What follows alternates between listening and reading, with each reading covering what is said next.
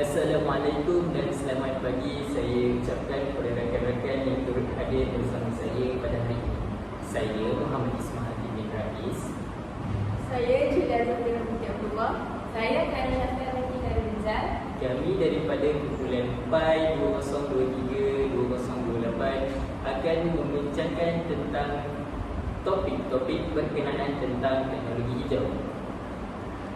Pada zaman modernisasi ini, teknologi hijau merupakan salah satu pembangunan produk atau peralatan yang boleh memelihara alam sekitar. Jika kita lihat, teknologi hijau ini mestilah diaplikasikan selaras dengan pembangunan lestari yang dapat mendatangkan pelbagai faedah kepada seluruh kehidupan, terutamanya kepada generasi yang akan datang. Untuk mengulung segala pendataan tersebut, pembangunan lestari ini perlu memenuhi keperluan semasa dan tidak menjejaskan keperluan generasi yang akan datang.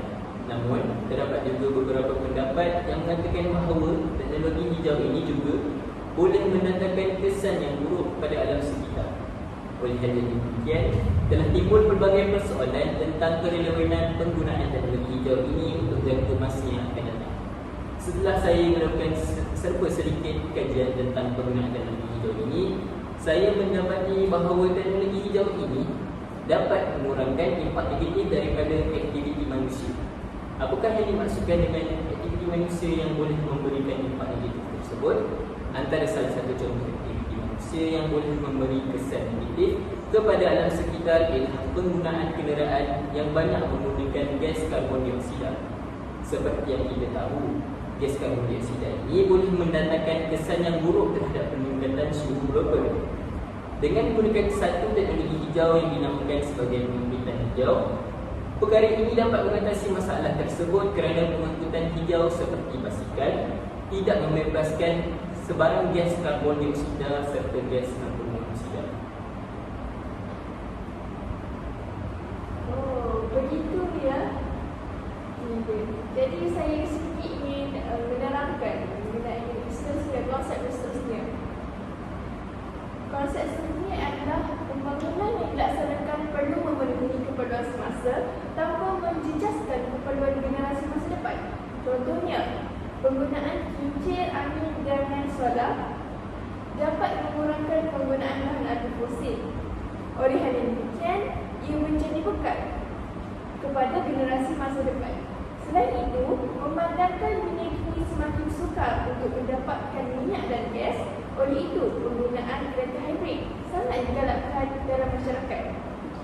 Selain itu, kita juga bertanggungjawab memastikan generasi akan datang menikmati kualiti hidup seperti yang kita nikmati sekarang ataupun lebih baik lagi. Hal ini kerana dengan adanya pelaksanaan tersebut, bumi kita tidak akan tercemar. Seterusnya dapat memperlihatkan keadaan ini kepada generasi masa depan. Hal ini membolehkan generasi akan datang hidup dengan selesa tanpa ada sebarang masalah berlaku dan seterusnya dapat melihat keindahan alam. Contohnya, hutan-hutan ini dah masih lagi boleh dilihat oleh generasi yang akan datang kerana adanya undang-undang yang diletakkan jika berlakunya pembakaran hutan secara sengaja. Apakah boleh anda kongsikan matlamat teknologi hijau? Terima kasih. Saya akan kongsikan tentang sedikit sebanyak tentang matlamat penggunaan teknologi hijau. Antaranya ialah melindungi ekosistem semula jadi. Penggunaan teknologi hijau akan dapat melindungi ekosistem semula jadi. Contohnya dengan menggunakan cara kaedah pertanian lestari dan mengelakkan berlakunya penebangan hutan secara tidak terkawal. Hal ini dapat menyelamatkan hutan kita. Seperti yang semua tahu, hutan merupakan ejen terpenting untuk menyerap karbon dioksida. Jadi pencemaran udara dan ekosistem haiwan, kehidupan semua selamat. Dapat diselamatkan dengan penggunaan teknologi hijau. Seterusnya meningkatkan tahap kesihatan dan kehidupan.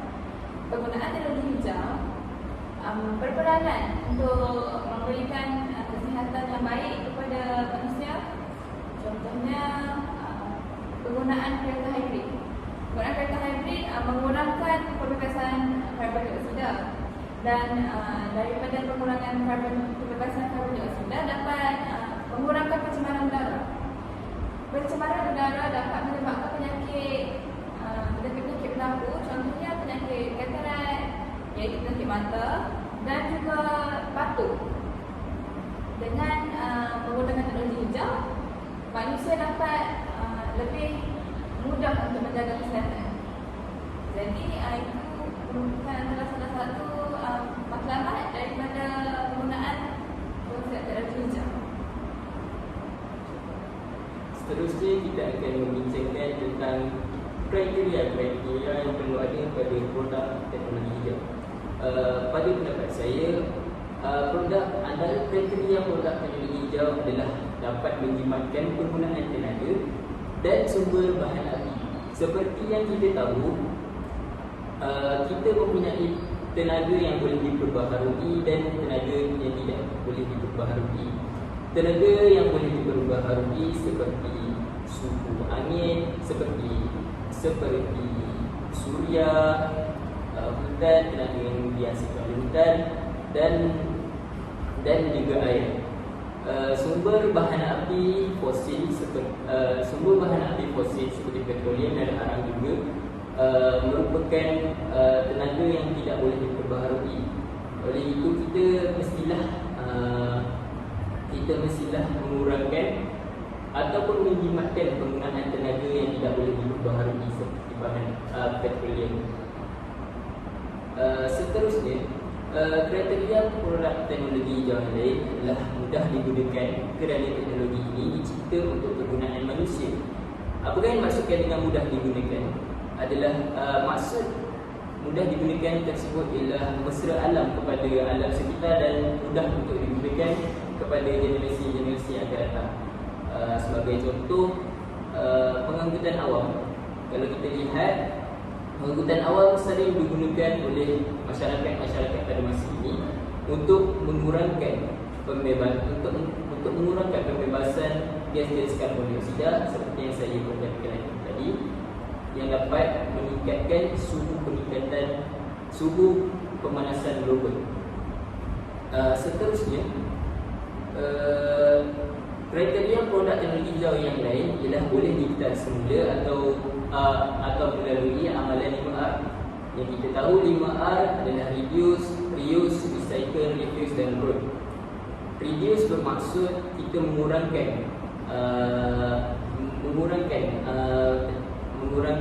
teknologi hijau, mengurangkan penggunaan yang boleh menyebabkan pencemaran kepada alam sekitar.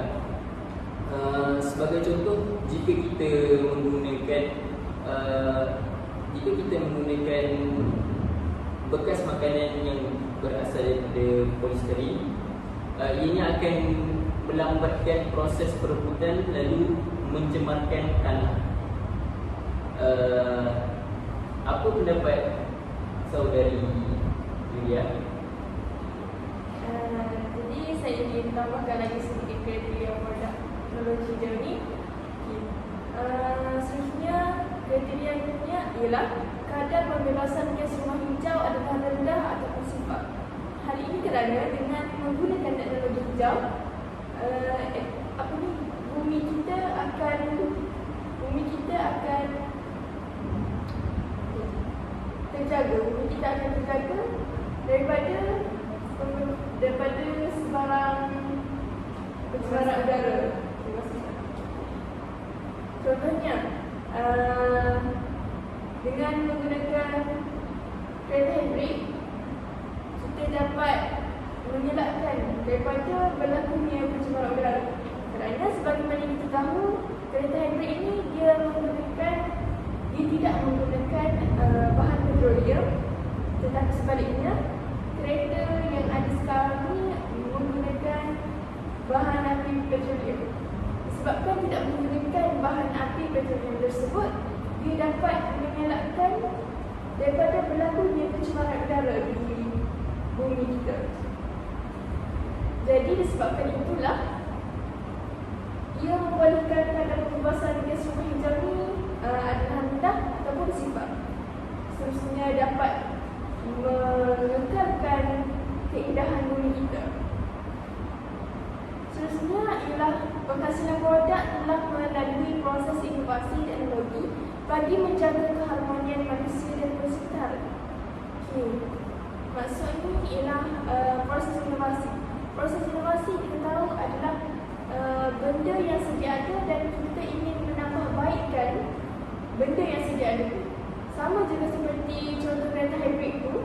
Sebab sekarang dah ada kereta, tapi kita ingin menambahkan baik lagi kereta tu dengan tidak menggunakan bahan petroleum yang boleh menyebabkan pencemaran, dengan menggantikan kereta hybrid dengan menggunakan cas, bateri dan sebagainya lah. Okey, itu saja apabila yang ingin dikongsikan oleh yang lagi. Baik, saya akan menambahkan sedikit lagi dia produk energi hijau. Seperti yang kita semua tahu, setiap produk memiliki kriteria tersendiri. Salah satunya energi hijau juga mempunyai kriterianya.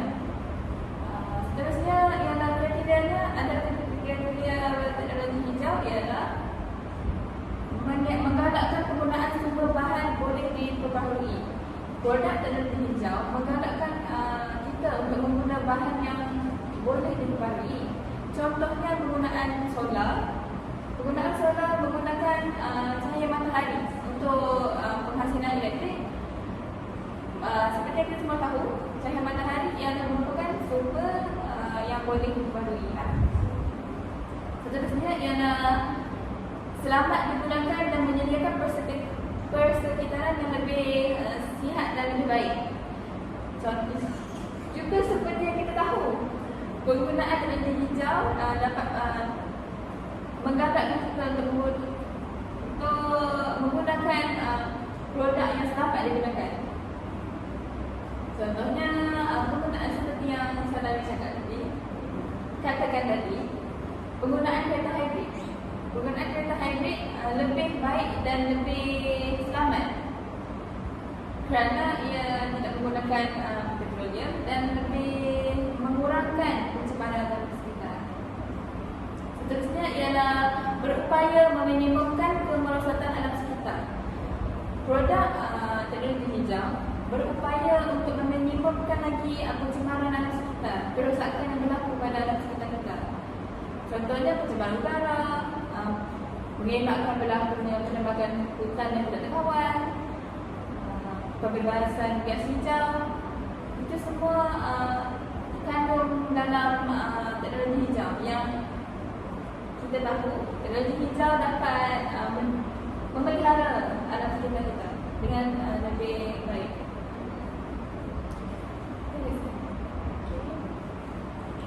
Baik, mari kita teruskan perbincangan kita dengan contoh-contoh produk teknologi hijau. Tahukah saudara dan saudari sekalian bahawa contoh produk teknologi hijau ini mempunyai gerak 4 garis utama.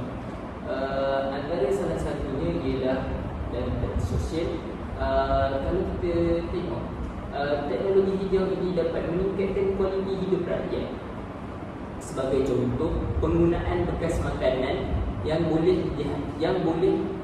penggunaan bekas makanan daripada ubi kayu yang boleh mengurangkan sisa daripada mereput ke dalam tanah dan mencemarkan, seperti yang saya katakan tadi.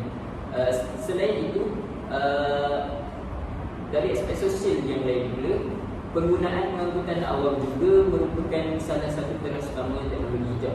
Ini dikatakan demikian kerana seperti yang kita sudah bincangkan tadi, pengangkutan awam ini dapat mengurangkan pembebasan gas karbon dioksida dan dapat menjimatkan elektrik kerana ianya hanya menggunakan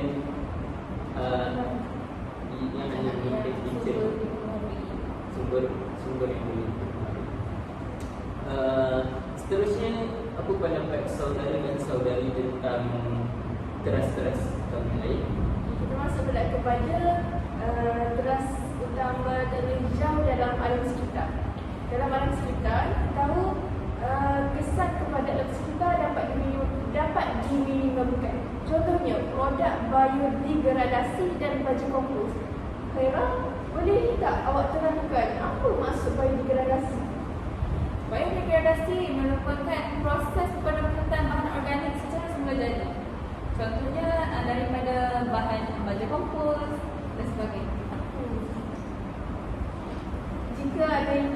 Jika awak ingin untuk menambahkan teras lagi, boleh sampaikan. Saya juga ingin menambahkan teras utama dalam teknologi hijau, iaitu teras dalam ekonomi.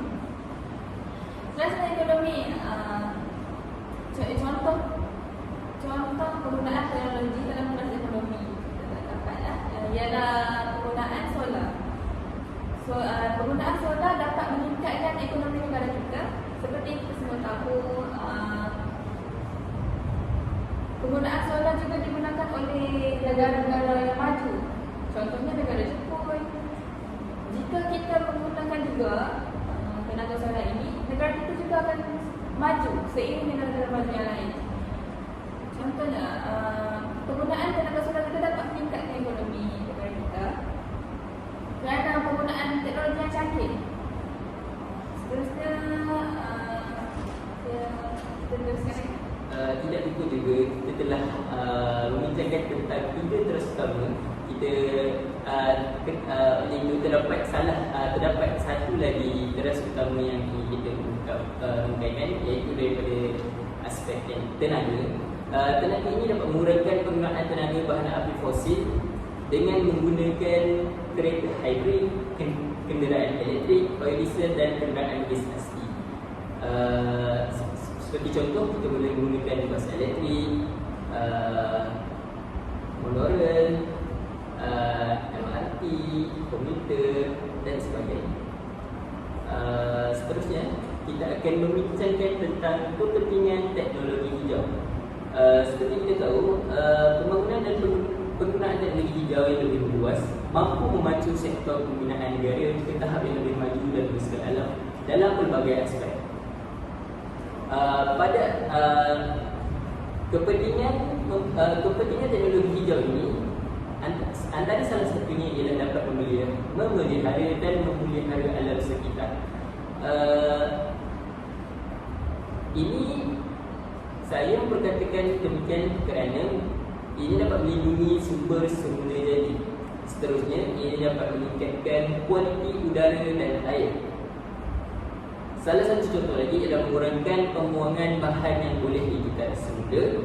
Seterusnya, meningkatkan dan melindungi ekosistem pelbagai hidup dan mengurangkan pelepasan gas karbon ke udara. Yang saya katakan tadi, jika kita menggunakan kenderaan seperti taksi ataupun kereta yang selalu gunakan untuk pergi ke kerja, kita mungkin akan membebaskan terlalu banyak gas karbon dioksida dan akan mencemarkan udaraan. Seterusnya, mengurangkan pembuangan bahan yang boleh digital semula. Sebagai contoh, kalau kita tengok, kita sering menggunakan beg terbayar degradasi untuk pergi membeli belah ataupun untuk menyimpan barang-barang keperluan ataupun seperti yang kalau kita tengok manusia pada zaman sekarang ini tidak menyimpan ataupun terus membuang sahaja plastik tersebut, sedangkan plastik tersebut boleh digunakan semula kerana boleh digunakan semula untuk dijadikan dan dapat meningkatkan kos untuk membeli barang tersebut. Seterusnya, saudari Julia akan menjadi pertanyaan. Seterusnya kita masuk kepada aspek sosial, di mana di aspek sosial ni kita dapat meningkatkan kualiti hidup. Maksudnya kita masyarakat dapat hidup dengan kesihatan yang lebih baik kerana menggunakan teknologi hijau. Seterusnya, meningkatkan keselesaan dan kesihatan masyarakat. Jika kita menggunakan teknologi hijau dalam kehidupan seharian, ia dapat memberikan keselesaan dan dapat meningkatkan tahap kesihatan masyarakat. Contohnya, jika kita mengelakkan daripada menggunakan kereta ataupun pengangkutan secara tidak teratur, ia boleh menyebabkan asap karbon dioksida itu keluar dan menyebabkan pencemaran, dan masyarakat juga akan mendapat penyakit seperti sesak nafas, selsema ataupun batuk. Seterusnya, kita dapat mengurangkan peningkatan suhu. Kenapa kita menyatakan bahawa ia dapat mengurangkan peningkatan suhu? Vera? Kurang? Mengurangkan peningkatan suhu. Contohnya, kita menggunakan peti sejuk. Peti sejuk akan, tanpa kita tahu, peti sejuk yang kita buka setiap masa dalam tempoh yang lama dapat menyebabkan berlakunya pemanasan global. Oleh itu, kita ada caranya untuk mengurangkan pemanasan global, peningkatan suhu, iaitu dengan cara menghadkan penggunaan pendingin hawa dan juga peti sejuk. Terima kasih, Vera. Akhir sekali adalah kita dapat mengurangkan pencemaran bunyi, di mana pencemaran bunyi ini hasil daripada kenderaan-kenderaan yang menghasilkan bunyi yang kuat. Setuju? Okey,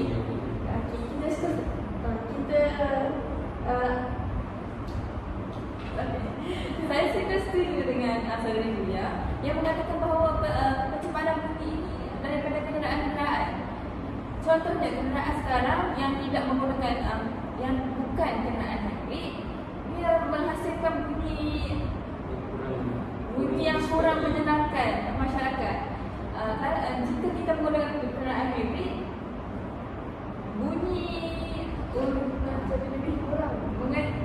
kenderaan hybrid itu lebih perlahan daripada kenderaan yang sekarang, yang menggunakan bahan fosil. Saya setuju. Jika kita menggunakan pengangkutan awam juga, kita dapat mengurangkan pencemaran bunyi dengan setiap pagi para pekerja dapat naik LRT, bas untuk mengurangkan pencemaran tersebut. Seterusnya, kita pergi lagi ke aspek akademik. Vera, boleh anda terangkan? Pendapat saya tentang kepentingan teknologi hijau berkaitan ekonomi ialah dapat mengurangkan bebanan ekonomi individu. Contohnya, penggunaan solar juga. Penggunaan solar seperti kita tahu, kita dapat menjimatkan bil elektrik. Jika kita menggunakan tenaga solar, kita tidak bergantung penuh dengan elektrik yang disambung. Contohnya, kita akan menggunakan solar dan berlaku penyematan pada seterusnya ialah meningkatkan ekonomi negara. Dari aspek kita tidak bergantung penuh terhadap import dari negara luar, contohnya solar juga, ataupun kincir angin dan sebagainya. Kita tidak mengharap import dari negara luar sahaja. Jika negara kita mengamalkan teknologi hijau, kita juga boleh mencipta satu produk teknologi hijau dan kita juga boleh mengekspor produk kita kepada negara-negara yang lain. Dengan itu, ekonomi negara kita akan meningkat. Seterusnya, teknologi hijau ini penting untuk ekonomi, meningkatkan produktiviti dan kepuasan pekerja. Jika ada banyak lagi produk teknologi yang kita ciptakan untuk memudahkan masyarakat yang lainlah, kita juga meningkatkan juga kepuasan pekerja. Kita senang untuk bekerja. Jadi saya satu lagi mengenai kepentingan teknologi hijau, di mana dia berkata sehingga tahun 2013 Malaysia berjaya mengurus dan mengurangkan intensiti karbon di udara lebih daripada 33% dan berikrar untuk menurunkan lagi intensiti karbon sehingga 40% menjelang tahun 2020. Kita harap apa yang dibuat oleh kerajaan ini dapat dikekalkan. dikekalkan. Kita dapat melindungi pencemaran alam sekitar ini dan kita dapat menjaga kepentingan setiap generasi, khususnya kepada generasi yang akan datang.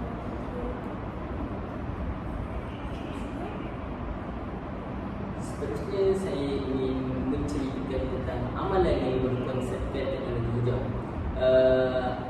Antara amalan yang boleh kita lakukan sudah terang di bersuluh yang kita boleh melakukan penjimatan tenaga.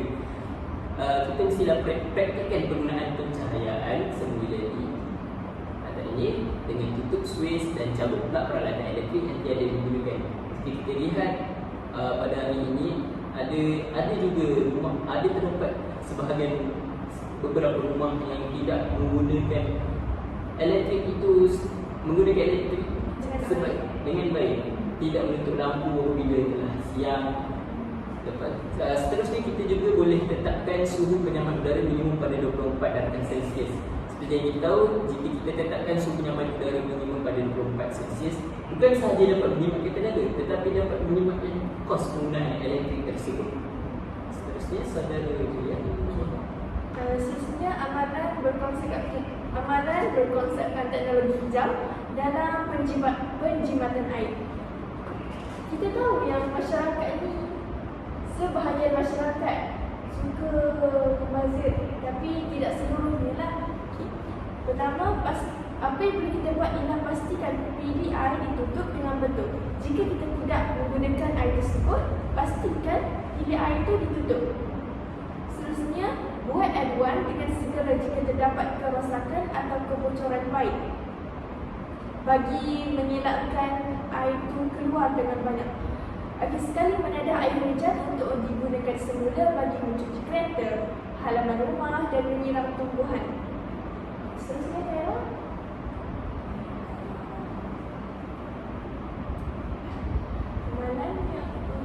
Amalan yang anda tambah berkaitan teknologi hijau ni? Amalan yang kita boleh amalan teknologi yang Teknologi hijau. amalan yang berkonsepkan teknologi hijau yang patut kita amal setiap hari ialah dari segi pengangkutan lah. Dari segi pengangkutan, kita sebagai rakyat yang bertanggungjawab yang rasa hargai negara kita ni, udara alam kita, kita perlulah menggunakan pengangkutan awam setiap hari.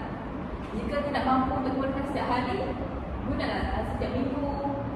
Pengangkutan awam dapat menghadkan, meminimumkan pemberasan gas karbon, seperti guna bas elektrik ataupun teksi yang menggunakan konsep hybrid dan juga kereta api elektrik.